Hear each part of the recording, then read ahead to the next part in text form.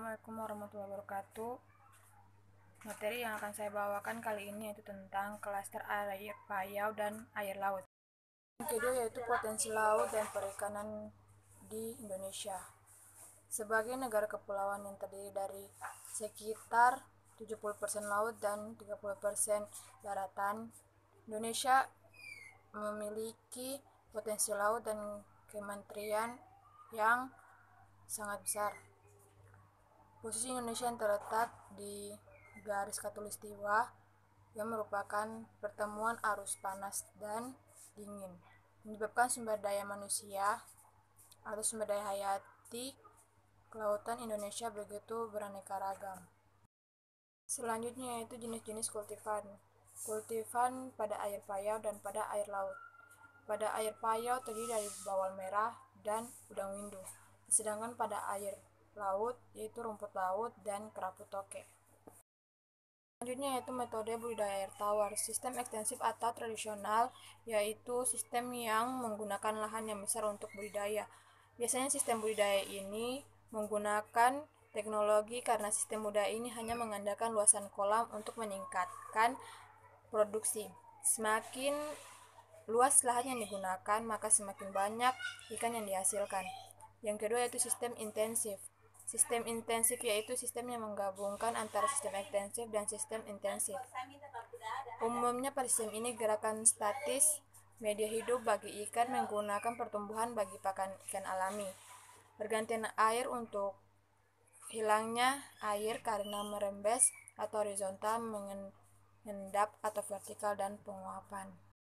Selanjutnya yaitu sistem intensif wadah. Budaya untuk penerapan sistem budidaya intensif ialah kolam air mengalir,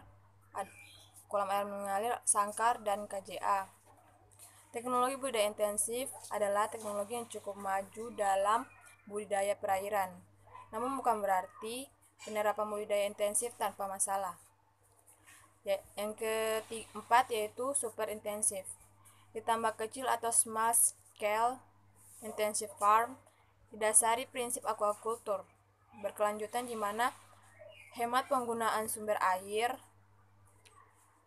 yang didirikan dengan proses produksi pada luasan petak tambak yang kecil yang berukuran 1000 meter persegi. Selanjutnya yaitu kelebihan dan kekurangan sistem super intensif. Super intensif memiliki kelebihan yaitu meningkatkan produktivitas. Sedangkan kekurangan yang dimiliki oleh super intensif yaitu tingkat kesulitannya tinggi. Selanjutnya yaitu pentingnya pengelolaan lingkungan budidaya dalam mendukung kelangsungan hidup budidaya air laut yang berkelanjutan. Saat ini upaya pengelolaan penangkapan ikan di laut lebih diarahkan untuk pengendalian dan penataan faktor produksi untuk menghasilkan ikan yang berkesinambungan. Selanjutnya, upaya peningkatan produksi perikanan budidaya perlu diperhatikan daya dukung lingkungannya, di antaranya terkait kualitas air dan pencemaran yang mungkin terjadi akibat pemberian pakan yang berlebihan, serta pembukaan lahan untuk tambak dan pemeliharaan kolam ikan. Selanjutnya yaitu cara-cara budidaya ikan yang baik dari segi lingkungan dan lahan perairan air laut. Perjanjian kerjasama ini semakin mendorong pembangunan perikanan budidaya air laut berkelanjutan karena menekan budidaya ikan melalui penerapan cara budidaya ikan yang baik atau CBIB. Penyusunan pedoman umum atau EAA merupakan salah satu cara untuk meningkatkan dampak positif. Salah satu cara untuk meningkatkan dampak positif tersebut atau meminimalisir dampak negatif kegiatan perikanan budidaya terhadap lingkungan atau sebaliknya. Demikian disampaikan Direktur Jenderal Perikanan Budidaya Slamet Soebijakto pada acara penandatanganan perjanjian kerjasama antara DJPB dan WWF di Bogor. Selanjutnya yaitu hal yang harus diperhatikan dalam persiapan pembukaan lahan untuk budidaya air tawar atau empang. Yang pertama pengeringan empang, yang kedua yaitu perbaikan pematang untuk tanggul empang. Yang ketiga, pengapuran. Dan yang keempat, pemupukan dasar kolam. Selanjutnya itu topografi lahan yang sesuai untuk budidaya air laut. Yang pertama, lahan dengan kontur yang relatif datar akan mempermudah pergerakan pembuatan tambak, sehingga dapat menghemat biaya informasi dari peta tersebut. Yang kedua itu topografi lahan. Juga diperlukan untuk menghitung volume tanah yang akan digali atau ditimbun untuk membuat kolam. Peta topografi tersebut digunakan sebagai dasar untuk menentukan saluran masuk dan keluarnya air. Selanjutnya yaitu peran tekstur tanah dalam mendukung keberhasilan budidaya air laut. Manajemen kualitas tanah dan air dalam kegiatan perikanan budidaya justru pertumbuhannya baik pada pH 6,5-8,5. Pemurnian air dan respirasi organisme air cenderung menurunkan nilai pH sehingga kurangnya dari 8 pada air laut. Pada pH lebih dari 8 akan meningkatkan akumulasi unionisasi atau amonia NH3 dalam air yang dapat berdampak pada proses molting kepiting. Sebaiknya bila pH kurang dari 7 akan menghambat proses nitrifikasi tetapi meningkatkan kelarutan asam. Selanjutnya itu sumber air, debit air, dan kontinuitas. Yang pertama, sumber air adalah tempat atau wadah air dalam atau buatan yang terdapat di dalam air laut. Ini mempunyai sifat asin karena mengandung garam NaCl. Garam NaCl dalam air larut sebesar 3%. Yang kedua yaitu suatu kecepatan aliran zat cair per satuan waktu. Satuan debit ini biasanya digunakan untuk pengawasan kapasitas atau daya tampung air yang ada pada sungai atau pada bendungan agar air yang ada dapat dikendalikan. Selanjutnya itu kontinuitas. Air permukaan cenderung mengering pada musim kemarau.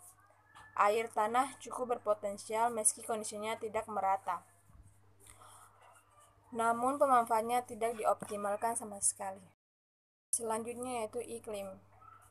Iklim adalah rata-rata cuaca di mana cuaca merupakan keadaan atmosfer pada suatu saat di waktu tertentu. Iklim didefinisikan sebagai ukuran rata-rata dan variabilitas kualitas yang relevan dari variabel tertentu seperti temperatur, curah hujan, atau angin pada periode waktu tertentu yang merentang dari bulanan hingga tahunan atau jutaan tahun. Selanjutnya yaitu pemukiman. Seperti gambar yang di samping, pemukiman merupakan suatu kebutuhan pokok yang sangat penting dalam kehidupan manusia. Dari deretan 5 kebutuhan tersebut, yaitu pangan, sandang, pemukiman, pendidikan, dan kesehatan, dampak bahwa pemukiman menempati posisi yang sentral. Dengan demikian, peningkatan pemukiman akan meningkatkan pula kualitas hidup. Selanjutnya yaitu kawasan industri. Sebuah kawasan industri, jika dikenal sebagai kawasan perdagangan, adalah sebuah area yang dikhususkan atau direncanakan untuk tujuan pengembangan industri. Sebuah kawasan industri dapat disebut sebagai versi lebih berat dari sebuah kawasan bisnis atau kawasan perkantoran yang lebih banyak diisi oleh perkantoran dan industri ringan, bukannya industri berat. Konstruksi tambak yang baik. Seperti gambar yang di samping, pemilihan lokasi menjadi salah satu aspek penting dalam budidaya udang faname. Salah satu aspek yang harus diperhatikan dalam pemilihan lokasi yaitu sumber air yang baik. Tingkat elevasi lahan juga patut diperhatikan, termasuk juga ketersediaan listrik. Ketersediaan listrik untuk jalan mengangkut hasil panen dan mendistribusikan pakan yang masuk. Sistem pengolahan limbah. Di gambar yang di samping, itu termasuk aliran air yang mengeluarkan limbah menuju ke laut. Selain penyuluhan tentang bagaimana pengolahan limbah rumah tangga, mereka juga siaga mengatasi berbagai gangguan seperti penyumbatan saluran, pembersihan bak, kontrol, serta melakukan pemeliharaan rutin bak-bak penyaringan. Selanjutnya yaitu budidaya air laut dengan pendekatan lingkungan atau konteks mangrove. Inginnya bahan organik di perairan hutan mangrove memungkinkan sebagai tempat pemijahan, pengasuhan, dan pembesaran atau mencari makan yang disebut sebagai feeding ground dari beberapa ikan atau hewan-hewan air tertentu. Sejumlah besar hewan-hewan air seperti kepiting, moluska, dan invertebrata lainnya yang hidup menetap di kawasan hutan. Selanjutnya yaitu budidaya air laut sistem keramba jaring apung atau KJA, yaitu budidaya ikan dengan sentuhan teknologi tinggi, modern dan berskala besar yang dilakukan di lepas pantai atau laut terbuka di atas 3 km dari segi pantai dan memenuhi persyaratan teknisi tertentu seperti kedalaman yang cukup, memiliki arus yang cukup, maksimal 1 meter per detik, dan tahan terhadap gelombang. Budidaya sistem polikultur ikan dan udang. Ikan. Salah satu masalah yang dihadapi sistem polikultur adalah penentuan kombinasi jenis ikan yang paling efektif.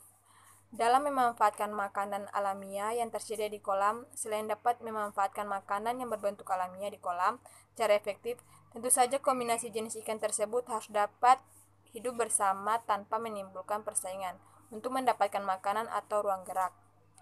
Selanjutnya, sistem polikultur pada udang yang terdiri dari pengiringan tambak, pembalikan tanah, pengapuran, pemupukan, dan pengisian. Selanjutnya yaitu masa depan budidaya air laut di Indonesia.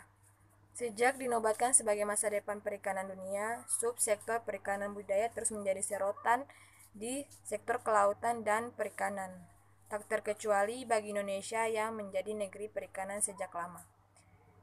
Selanjutnya itu tetapi pengembangan budidaya perikanan berarti harus menyiapkan infrastruktur yang dibutuhkan untuk menunjang kelancaran produksi. Salah satunya adalah pakan ikan yang menjadi kebutuhan utama dalam produksi budidaya ikan di perikanan. Selama ini pasukan kebutuhan pakan banyak disuplai oleh produk pabrik yang mengandalkan bahan baku dari impor dan membuat harga menjadi mahal, sementara budidaya skala kecil merasa dari waktu ke waktu semakin tidak bisa menunjang harga yang beredar tersebut. Untuk itu, solusi untuk memecahkan persoalan adalah dengan menyediakan pasokan pakan ikan mandiri yang dibuat dengan menggunakan bahan baku dari lokal. Namun tetapi penerapan standar kualitas yang tinggi dan dengan harga yang murah. Sekian materi yang saya bawakan. Terima kasih.